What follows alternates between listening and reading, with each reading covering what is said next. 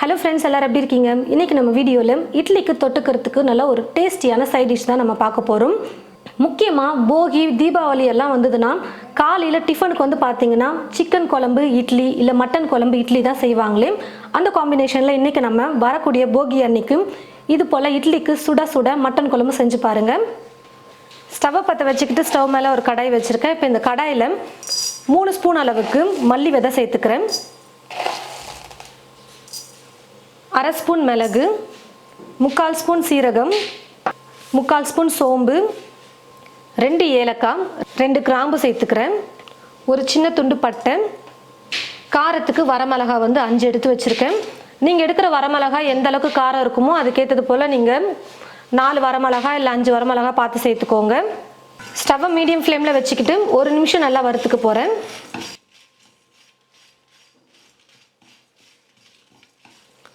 ஓரளவுக்கு லைட்டாக மசாலெல்லாம் வறுப்பட்டதுக்கு அப்புறமா இது கூட மீடியம் சைஸ் வெங்காயம் 1 எடுத்து கட் பண்ணி வச்சுருக்கேன். அந்த வெங்காயத்தை சேர்த்துக்கிறேன்.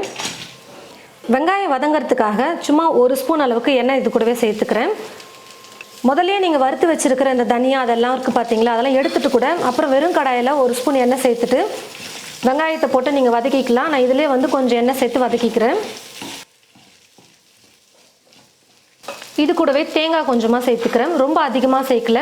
ஒரு 2 துண்டு தேங்காய் எடுத்து கட் பண்ணி வச்சுருக்கேன், அதை சேர்த்துக்கிறேன்.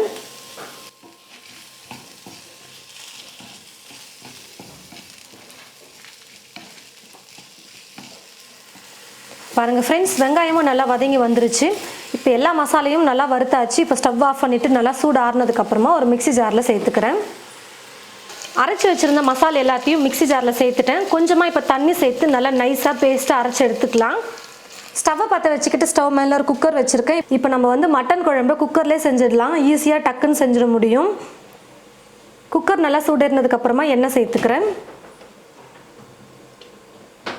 எண்ணெய் நல்லா சூடேறினதுக்கப்புறமா ஒரு சின்ன துண்டு பட்டை, 2 கிராம்பு, 1 ஏலக்காய் சேர்த்துக்கிறேன், 1/4 ஸ்பூன் சோம்பு சேர்த்துக்கிறேன். ரொம்ப அதிகமாக சேர்க்க வேணாம், நம்ம மசால் வந்து எல்லாமே அரைச்சி வச்சுருக்கோம், அதில் வந்து பட்டை கிராம்பு எல்லாமே சேர்த்துருக்கோம்.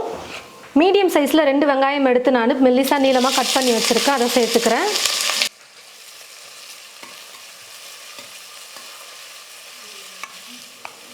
வெங்காயம் வந்து பார்த்தீங்கன்னா நல்லா வதங்கி வந்துருச்சு.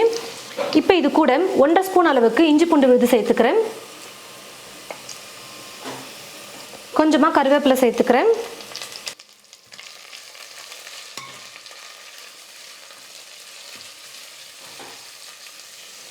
இஞ்சி பூண்டு விழுது சேர்த்து 1 நிமிஷம் நல்லா வதங்கினதுக்கு அப்புறமா ஒரு தக்காளி பழம் எடுத்து கட் பண்ணி வச்சுருக்கேன். இந்த தக்காளி பழத்தையும் சேர்த்து நல்லா வதக்கிக்கலாம்.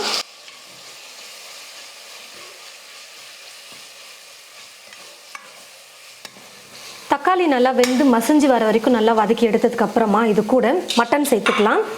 நான் வந்து 1/2 கிலோ மட்டன் வாங்கிட்டு வந்து உப்பு சேர்த்து தண்ணியில் நல்லா கழுவி கொஞ்சம் கூட தண்ணி இல்லாமல் வடித்து எடுத்து வச்சுருக்கேன். இப்போ இந்த மட்டனை சேர்த்துடுறேன்.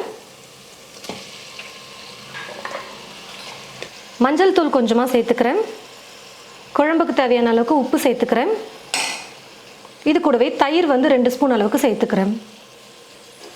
தயிர் வேணான்னா நீங்கள் ஸ்கிப் பண்ணிக்கலாம். இப்போ இது எல்லாத்தையும் சேர்த்து நல்லா ஒரு 5 நிமிஷத்துக்கு நம்ம ஸ்டவ் மீடியம் ஃப்ளேமில் வச்சுக்கிட்டே வதக்கிக்கலாம். மட்டன் வந்து எண்ணெயிலே நல்லா வதங்கி வரணும்.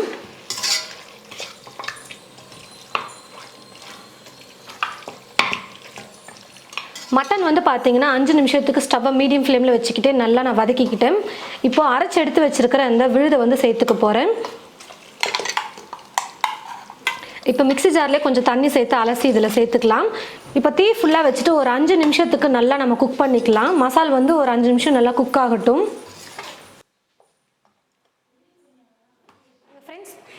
பாருங்கள் ஃப்ரெண்ட்ஸ், மசாலாலாம் சேர்த்து 5 நிமிஷத்துக்கு நல்லா நான் குக் பண்ணிக்கிட்டேன். இப்போ குழம்புக்கு தேவையான அளவுக்கு நான் தண்ணி சேர்த்துக்க போகிறேன். நான் வந்து இப்போ இட்லிக்கு தான் வந்து மட்டன் குழம்பு செய்கிறேன், அதனால் கொஞ்சம் தண்ணியாகவே வச்சுக்கிறேன். நான் வந்து குழம்புக்கு தேவையான அளவுக்கு தண்ணி சேர்த்துட்டேன். இப்போ உப்பு மட்டும் நீங்கள் செக் பண்ணிக்கோங்க. செக் பண்ணிவிட்டு இல்லைனா சேர்த்துட்டு குக்கர் மூடி போட்டு மூடிடுங்க. இந்த குக்கரில் 4 விசில் விட்டால் போதும், மட்டன் வந்து வெந்து வந்துடும். 4 விசில் விட்டு எடுத்துக்கிறேன். பாருங்கள் ஃப்ரெண்ட்ஸ், குக்கர் விசில் வெயிட் குறைஞ்சி வந்துருச்சு. இப்போ நம்ம மூடி ஓப்பன் பண்ணிடலாம். நல்லா மட்டன் வெந்து சூப்பராக வந்திருக்கு குழம்பு. பாருங்கள், எண்ணெய்லாம் நல்லா மேலே சூப்பராக மிதந்து வந்திருக்கு பாருங்கள்.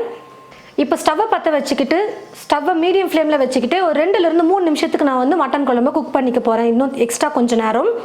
பொடியாக நறுக்கிய கொத்தமல்லி கொஞ்சம் தூவிட்டு கலந்து கொடுத்துக்கிறேன். ஒரு 3 நிமிஷம் நல்லா குக் பண்ணிக்கிட்டா போதும். பாருங்கள் ஃப்ரெண்ட்ஸ், நான் ஒரு 3 நிமிஷத்துக்கு நல்லா குக் பண்ணிக்கிட்டேன். மட்டன் குழம்பு சூப்பராக ரெடி ஆகிடுச்சு. இப்போ நான் ஸ்டவ் ஆஃப் பண்ணிடுறேன். நல்லா சுட சுட இட்லிக்கு இந்த போல் மட்டன் குழம்பு செஞ்சு பாருங்கள். 2 இட்லி சாப்பிட்றவங்க கூட 5-6 இட்லி சாப்பிடுவாங்க. அந்த அளவுக்கு நல்லா டேஸ்டியாக சூப்பராக நம்ம மசாலா அரைச்சி ஊற்றி செஞ்சுருக்கிறதுனால எல்லாருக்கும் ரொம்ப பிடிக்கக்கூடிய வகையில் இருக்கும். நீங்களும் இது போல் உங்களுடைய வீட்டில் இட்லி தோசைக்கு சாதத்துக்கு கூட இந்த குழம்பு நீங்கள் செய்யலாம். அந்த அளவுக்கு நல்லா டேஸ்டியாக இருக்கும். ட்ரை பண்ணி பார்த்துட்டு எப்படி இருக்குன்னு மறக்காமல் கமெண்ட் பாக்ஸில் வந்து கமெண்ட் பண்ணுங்கள். இந்த வீடியோவை மற்றவங்களுக்கும் ஷேர் பண்ணுங்கள். இது போல் நிறைய ரெசிபீஸ் பார்க்க தமிழ் ஃபுட் மசாலா சேனலை மறக்காமல் சப்ஸ்கிரைப் பண்ணிக்கோங்க. கூடவே பக்கத்தில் இருக்கிற பெல் ஐக்கானை கிளிக் பண்ண மறந்துடாதீங்க. தேங்க்யூ.